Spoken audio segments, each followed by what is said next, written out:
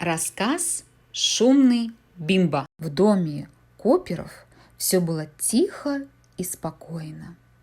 Кони только что пришла со школы, она удобно устроилась в кресле перед камином и просматривала домашнее задание. Маленькая сестренка сидела на коврике у камина и строила замок из кубиков. Она мурлыкала песенку и была всем довольна. Вдруг девочки оторвались от своих занятий. Послышался знакомый нарастающий шум. «Это Бимба», — сказала Кони. «Все, нашему покою пришел конец». Да, она была права.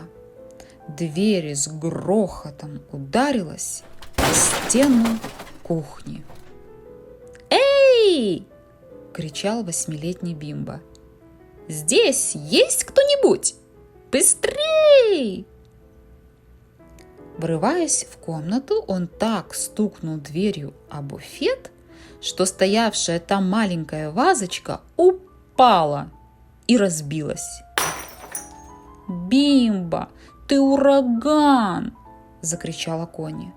«Что теперь скажет мама?» «Я не мог удержать дверь». «Что вы здесь делаете? Хватит уже вам читать. Пойдемте играть в шарики».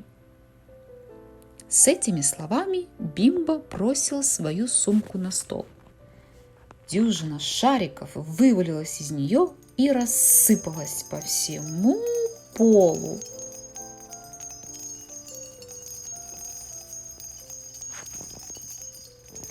«Я не хочу сегодня играть в эту игру», — сказала Кони. «Я должна выучить стихотворение». «Ну пошли!» — кричал Бимба. «Брось это!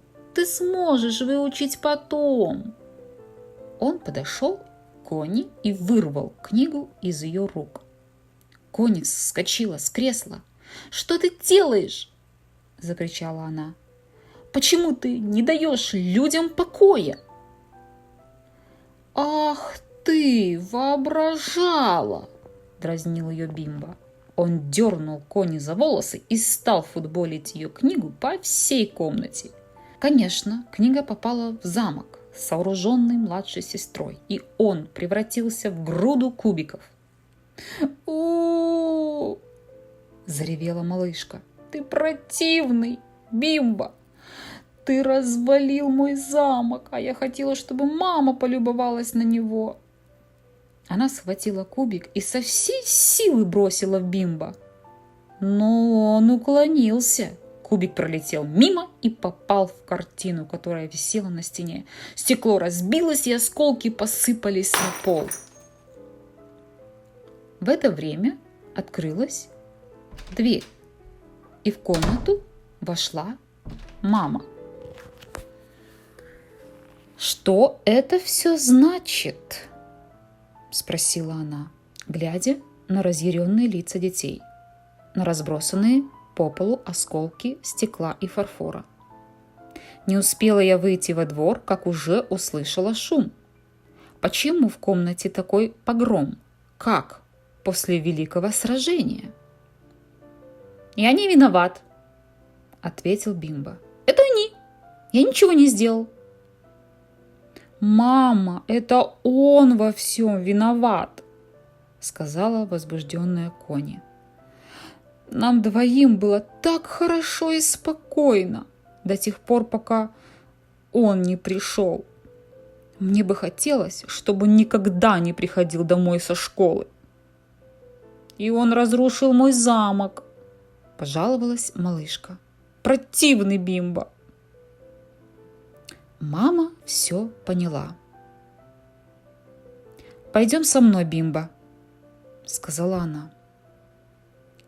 «Я думаю, нам с тобой нужно поговорить обо всем, что произошло». Мама пошла наверх, и Бимба поплелся за ней.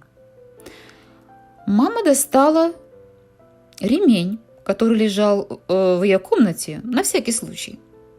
И тут Бимба стал петь на разные голоса. Наказав его, мама повела с ним беседу. «Бимба», – начала она, – «ты должен исправляться и вести себя, как воспитанный мальчик. Ты такой резкий и грубый, что можно подумать, будто ты принадлежишь какому-то дикому племени. С каждым днем ты ведешь себя все хуже и хуже. Ты всегда выводишь кого-нибудь из терпения и становишься надоедливым и невыносимым». «Я этого не замечал», – сказал Бимба. «Конечно», – продолжала мама, – «но если бы ты решил исправиться, то и мог бы добиться этого. Дальше так продолжаться не может. Тебе должно быть стыдно от того, что Кони и твоя маленькая сестричка с ужасом ожидают твоего возвращения из школы». «Неужели?» – со вздохом спросил Бимба. «У меня есть хорошее предложение», – сказала мама. «Я хочу, чтобы ты приходил домой совсем с другим настроением. Ты каждому скажешь что-то очень приятное и подумаешь о том, как бы ты мог помочь кому-то и доставить радость».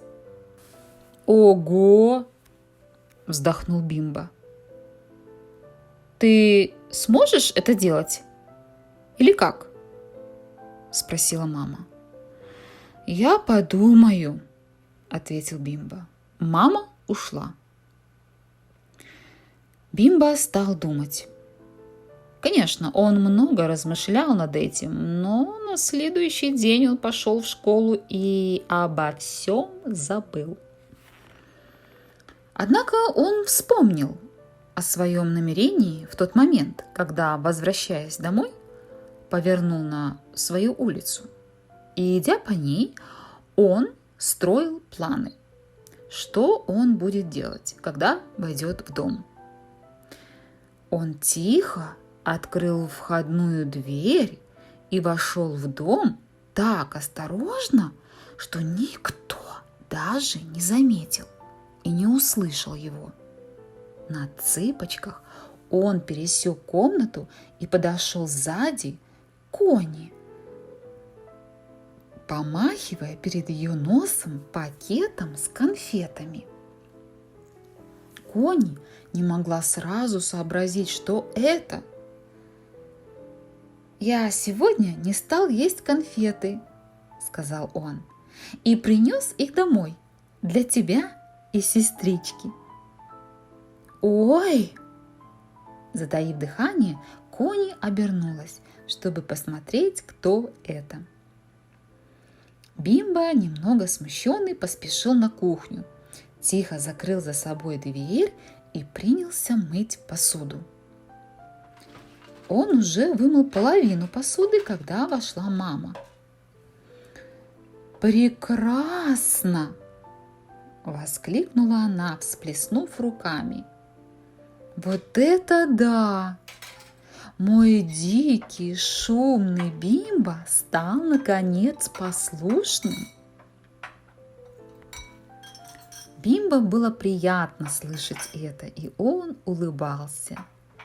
И с этого дня всегда, или почти всегда, поворачивая за угол на свою улицу по дороге домой из школы, он строил планы о том, как бы сделать что-то неожиданное и приятное своим домашним. Вскоре, вместо того, чтобы говорить «Ужас, скоро вернется Бимба», Кони и маленькая сестричка стали часто радостно восклицать: «Ура! Скоро Бимба придет!»